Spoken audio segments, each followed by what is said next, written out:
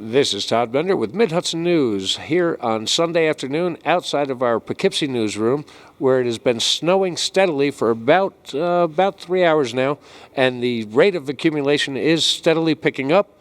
Forecasters originally said 4 to 8 inches.